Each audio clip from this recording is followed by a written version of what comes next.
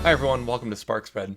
Today we are going to be going over my Q4 2020 Tesla earnings estimates. This is the fifth quarterly estimate that I have released publicly, the first one on video, and the story remains largely the same. Wall Street, I believe, is underestimating Tesla's financial results. I believe Tesla is going to post a fairly large earnings beat driven by FSD sales as well as the manufacturing margin that they have on their core automotive sales. With that, let's get into it. All right, so now we are in my Tesla earnings forecast model. What you have here in columns G through I is the historical financial results for Tesla. Tesla does not disclose all of the information that I use in my build-up, so for those pieces of information which we don't have, I try to make reasonable estimates such that the actual results tie out with the formulas in my model. Then in column J here, you have the Q4 results, and that's what we'll be focusing on for this video. So starting with the revenue build-up for automotive, we have the prices for the various automotive models here, as well as the quantity of deliveries for each model. So you can see I'm assuming Model 3 deliveries out of Fremont of 58,000. Model S and X, I'm assuming a slight uptick to 19,000, which is consistent with historical Q4 rates for Tesla, which is typically a better quarter for those models. And then 55,000 Model Y out of Fremont as well. Then in Giga Shanghai, I'm assuming 57,000 deliveries from units produced out of that facility to get to a grand total of 189,000 deliveries. This is a little bit higher than some of the analyst estimates I've seen out there, although I would note it's a bit lower than what Rob Maurer has put out for his expectations on Q4 in Tesla Daily. Next, moving on to full self-driving take rate. This one, I think I'm potentially being a little bit conservative. I've assumed a drop to 30% for Q4 due to the price hike that was introduced in October. I would not be surprised if there was a 33 to 35% take rate on new sales. But for the sake of being a little bit on the conservative side, I'm assuming just 30%. So that translates to 56,700 new vehicles. I'm guessing a majority of those would have been ordered before the price increase in October. And so that's why if you look at the average price that we have for full self-driving, it's actually $8,500 rather than the current price of $10,000. I'm essentially assuming that deliveries of vehicles with FSD in Q4 are heavily weighted towards those which were ordered in October or before, and so therefore have the lower $8,000 FSD price. Moving on to upgrade conversions. This is something I've talked about in the FSD video that we put out recently. We'll put a link to that here, but essentially I'm assuming that there are 797,000 vehicles out there which are eligible for upgrade to FSD just with the software update that you can purchase over your phone. Given the big increase in price that we did see in October, as well as the improved functionality that we're seeing in the FSD beta videos and the fact that that massive rewrite was released in Q4, I'm expecting a pretty high upgrade conversion ratio this quarter of 3%. So maybe that's a bit too high and maybe the overall take rate on new orders is too low. But I think in combination, those numbers seem about right to me given the massive changes to FSD that we are seeing in Q4. So that 3% upgrade conversion ratio translates to 23,915 conversions in Q4. So we would combine that with the 56,700 FSD sales that we had on new vehicles. There's also a little bit of acceleration boost in basic autopilot sales, although those are very small margin figures as well. So now going into the revenue buildup, we have pure automotive revenue, which is essentially just automotive hardware sales, so excluding full self-driving and regulatory credits, of $9.4 billion. Now that we have established the $9.4 billion of sales of the vehicles, let's try to build up the rest of the automotive sales line. Let's start with FSD cash intake. Based on the new sales of FSD as well as the upgrades, times that $8,500 weighted average price that I mentioned, I'm projecting FSD cash intake of $685 million for Q4. Now we get to a pretty interesting question, and that is, to what extent will the percent of FSD cash intake, which is deferred, change in Q4 relative to Q3? In Q4, the FSD beta rewrite was shipped to a small cohort of testers, although that pool has been expanding rapidly in the last couple weeks.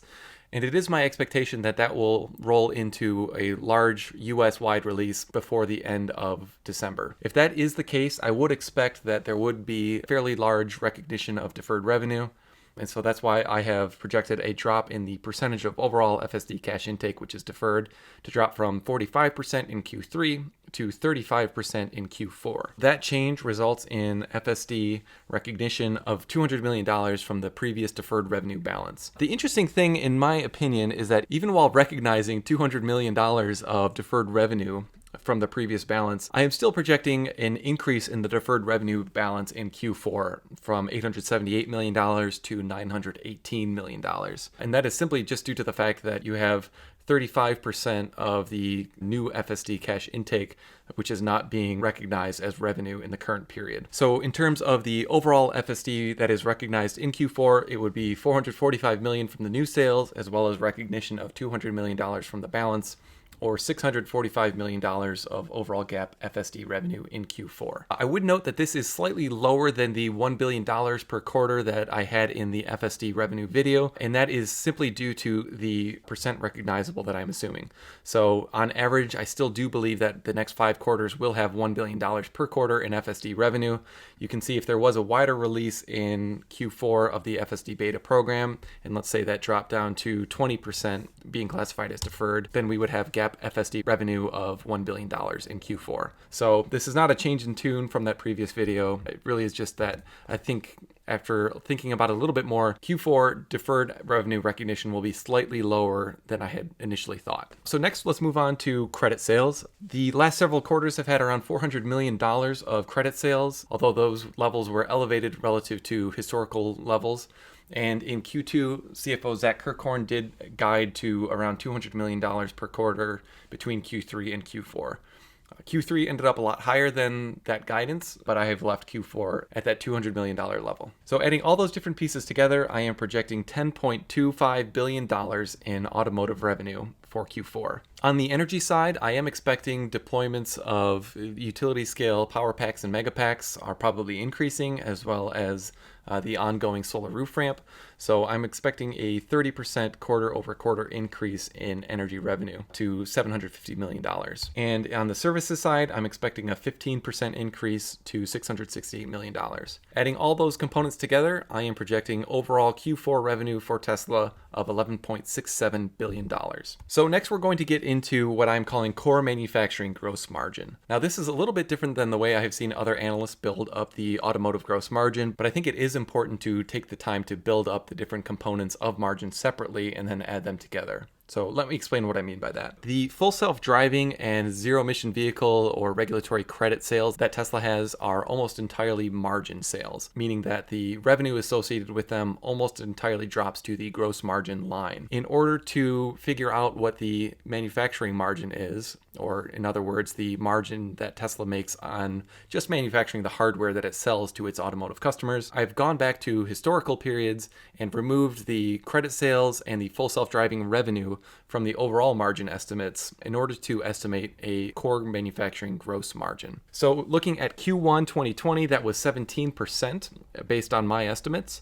In Q2, however, with the coronavirus shutdowns, they were not able to deliver as many vehicles and amortize those fixed costs associated with the manufacturing plants over that large base of assets. So we did see that drop to 15% per my estimates for Q2. I was very surprised in Q3, however, to see that rebound over 5% to 20.7%.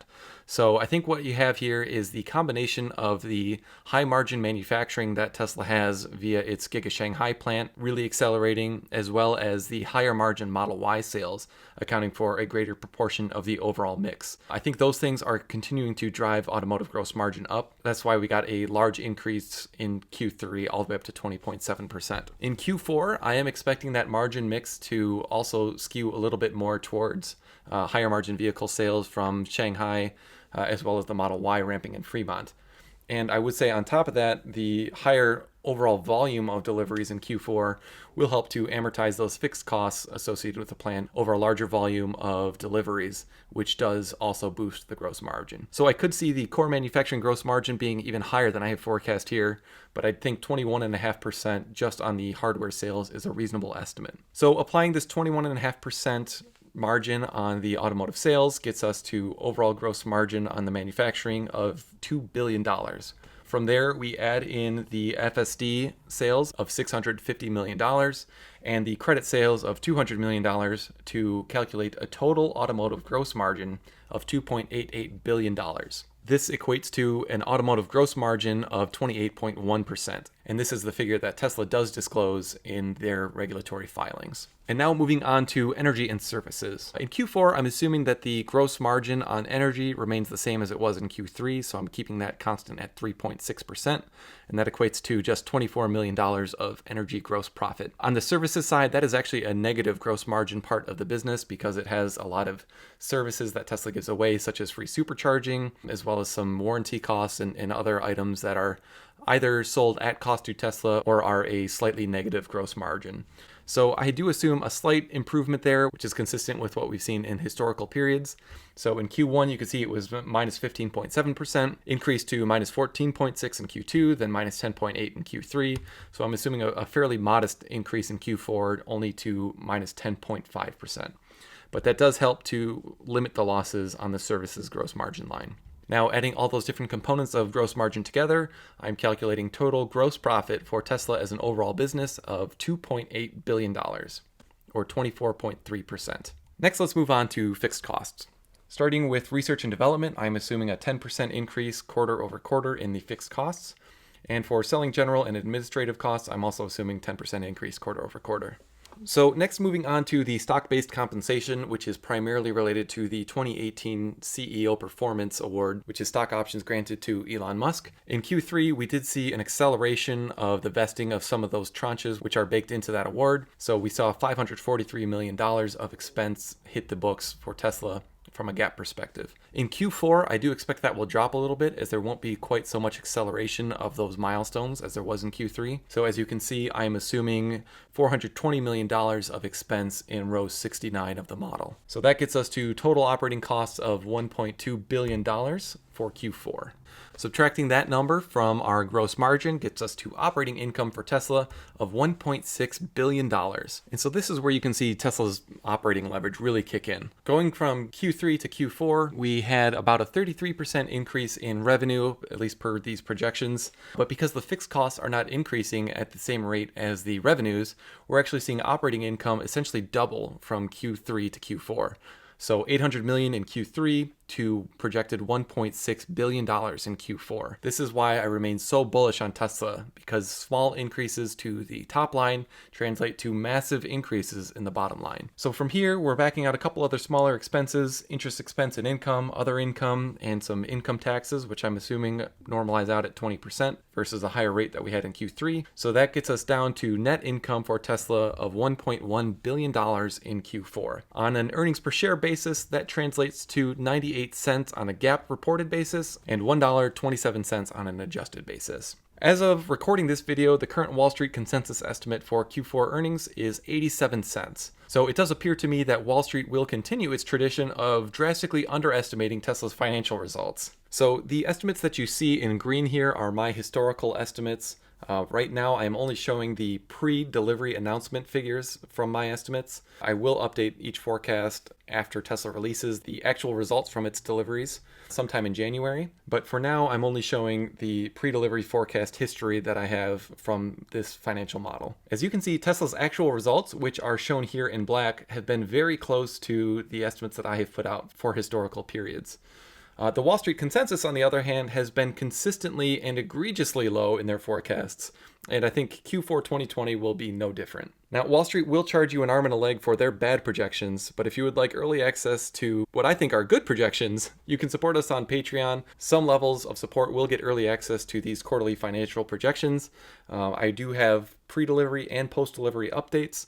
This is the pre-delivery number, so I will be releasing a post-delivery number which takes into account Tesla's actual deliveries sometime in January. On that note, I'd like to say a huge thank you to Will Brocklebank, who is SparkSpread's very first megawatt producer. Thank you so much, Will, for your support. We really do appreciate it. Thanks so much for watching. I'm Matt Smith, and this is SparkSpread.